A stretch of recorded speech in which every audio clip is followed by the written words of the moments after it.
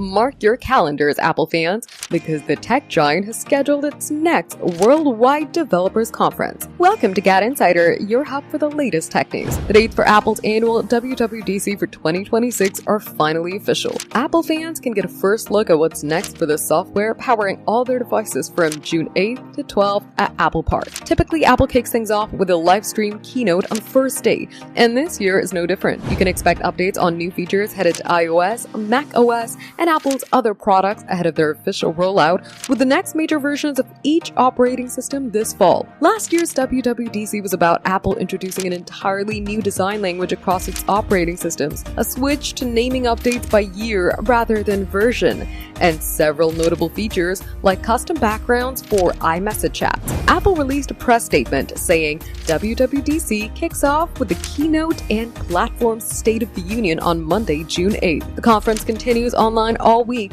with over 100 video sessions and interactive group labs and appointments where developers can connect directly with Apple engineers and designers to explore the latest announcements. After an eventful 2025, Apple may look up to keep its update more modest for WWDC 2026. A Bloomberg report from November indicated Apple is focused on no-frills updates for iOS 27. However, we may still see some significant updates related to its AI features. That would be welcome news for many, as Apple has continually pushed back the rollout of its smarter Siri features that were first teased at WWDC 2024. Could this be the year we finally get the Siri we wanted? Tell us in the comments. For more updates, subscribe to GadInsider, like and share the video, and don't forget to press the bell icon so you never miss any update.